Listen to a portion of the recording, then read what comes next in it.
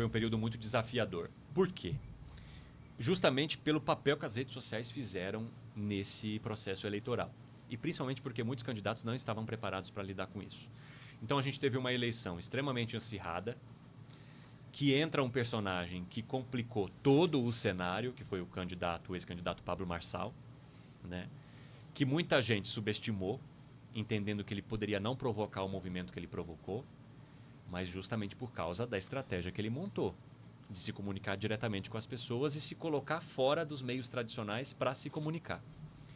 E isso gerou um desafio muito grande em todos os sentidos, porque além das agendas muito apertadas, de muitas entrevistas com muita gente, nesse caso especificamente, o Marçal chegava com uma equipe muito grande de pessoas, que eram as pessoas que faziam os recortes para as redes sociais.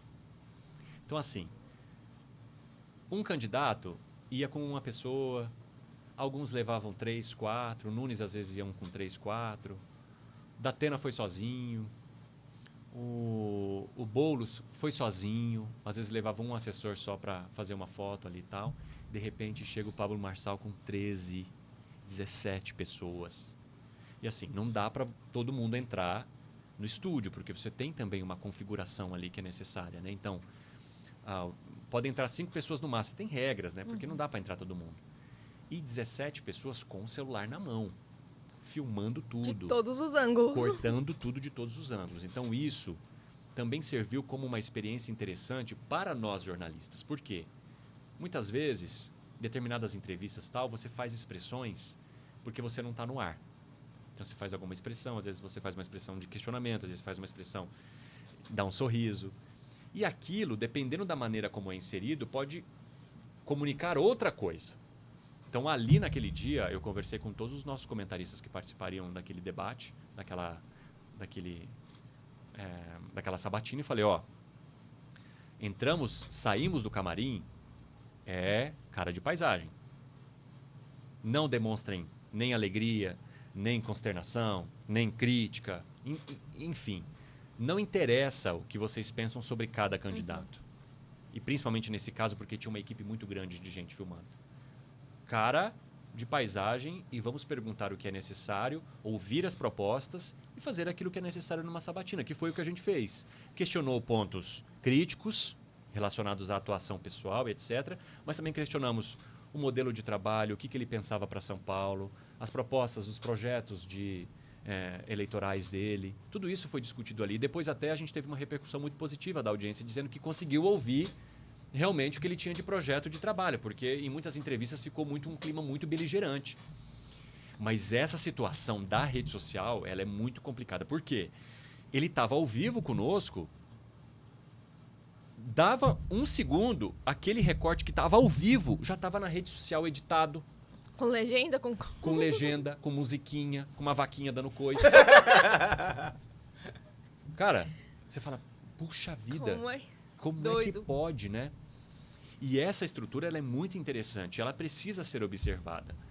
Porque o que ele fez foi, mesmo sem tempo de TV, sem tempo de mídia tradicional, ganhar um espaço gigantesco. A porcentagem de votos que ele teve é impressionante, a maneira como ele misturou aquele caldeirão ali no primeiro turno, com essa estrutura que ele montou para as redes sociais. E aí, é claro, né? Houve também situações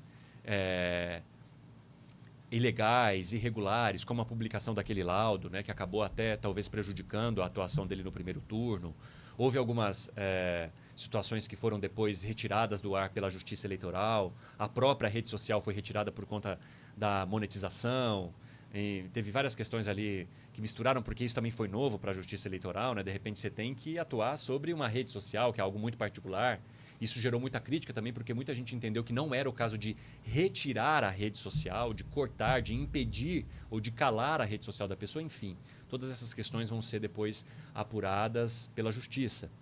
Mas esse modelo de trabalho, ele transformou a forma como as eleições vão ser feitas daqui para frente. Vocês podem ter certeza que nas próximas eleições os candidatos todos vão dar muito mais importância para essa situação. Foi o candidato que você ficou mais apreensivo, talvez? Foi o mais desafiador. Por quê? Primeiro, por conta de toda essa situação relacionada à equipe. E segundo, Porque o Pablo Marçal, ele se comunica muito bem. E tem uma questão, e ele tem uma característica interessante, que é ele não tem medo do improviso. Porque o ambiente de TV, muitas vezes, deixa a pessoa meio ressabiada. Então, alguns candidatos chegam, você percebe que eles estão mais tensos, assim. E essa tensão faz com que eles fiquem mais moderados. No caso do Pablo Marçal, não. Essa exposição não fez diferença nenhuma para ele. Ele se sentiu completamente à vontade naquele ambiente. Então, ele não tinha medo de ir para o embate, de questionar de volta. Então, tudo isso torna a entrevista muito mais tensa, obviamente. Não tensa no sentido negativo, mas de tensão de você sempre se manter muito atento para todas as questões. Você tem que controlar tudo aquilo ali. Então, foi uma experiência interessante também. Agora, nos bastidores, ele é uma pessoa como qualquer outra. Né? Chegou, cumprimentou todo mundo, concentrado, chega, se concentra.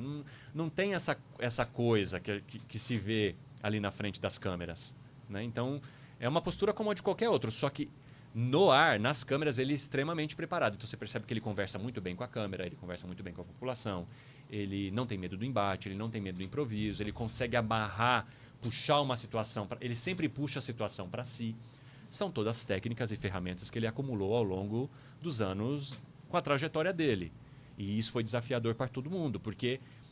E eu acho que não foi desafiador no sentido de questionamento, porque isso aí a gente já está acostumado. O que foi realmente desafiador foi a exposição na rede social. E isso foi desafiador. Por quê? Eu estava ali para entrevistá-lo. E às vezes, uma pergunta minha poderia não ser uma pergunta agradável para quem o seguia. E nem para ele. Mas enfim, ele ia responder como aconteceu com todos os candidatos. Só que esse recorte depois ia para a rede social. E na rede social, aí terra de ninguém. Ganha a conotação que a pessoa quiser dar. Não, e muitas vezes também o público que o defende pega aquilo com uma raiva tão grande que entende que você está querendo prejudicar. Que até você se questiona depois, nossa, será que eu fui tão assim? Não, e nem foi, né? Então, assim, e muita gente também acha que é um ringue. Então, assim, ele deu uma cortada em mim, o que é natural, porque... Gente, é uma entrevista, é uma conversa. Eu vou perguntar coisas delicadas que muitas vezes a pessoa não vai querer e ela vai dar patada em mim, tá tudo bem, isso vai acontecer o resto da vida com qualquer jornalista. Agora, o recorte para a rede social, em que a pessoa depois vai lá e entende que você quis, puxou lado, prejudicou não sei o quê, e aí a pessoa vem de maneira violenta te agredir na rede social, isso é muito sério. Então, isso foi cansativo. Isso foi muito cansativo, porque assim, eu era ali, um jornalista que estava ali querendo fazer o meu papel, entrevistar a pessoa, ouvir os projetos, perguntar coisas delicadas e ir para minha casa tomar minha cerveja. Mas é isso, gente. Foi uma situação muito interessante, serviu de muito aprendizado também neste sentido, até mesmo de como lidar com as redes sociais. A recomendação, né, do Sindicato dos Jornalistas é que você nunca revide, que você não procure partir para a mesma resposta violenta que você recebe, exatamente porque isso vai levar a lugar nenhum e no fim das contas você vai ser prejudicado porque você vai ser ameaçado. Então era isso que me incomodava. Eu simplesmente queria cumprir o meu papel. Fechou, acabou a entrevista, tchau, muito obrigado, até a próxima, vou para minha casa, o candidato vai para a casa dele e acabou. Mas com as redes sociais não é mais assim, porque tem gente muito emocionada lá. E essas pessoas emocionadas, elas perdem o controle. E aí elas partem para um ataque que é desnecessário. Porque o papel do jornalista... Você foi atacado? Muito. Ixi, muito. Tanto que em uma das entrevistas, chegou um momento em que, para fazer as entrevistas, eu fechava completamente as minhas redes sociais.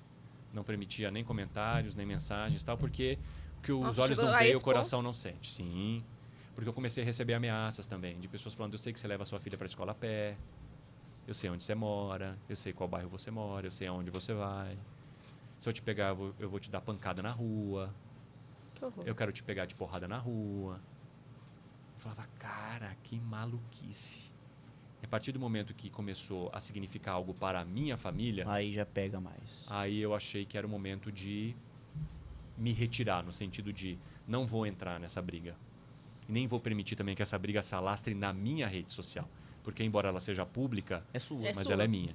Então, eu acabei adotando essas questões para esperar a poeira baixar. Então, eu fechava as redes sociais, aí dava uma semana, 15 dias, aí eu abria novamente. Porque aí também dá tempo da pessoa diminuir a emoção, aumentar a razão e perceber que aquilo nada mais foi do que uma sabatina. E isso aconteceu com vários candidatos. Não só com o Pablo Marçal. Aconteceu com os outros candidatos também. Porque tem a ver com a questão da defesa do seu candidato. Paixão. Paixão, exatamente. Tem a ver com paixão.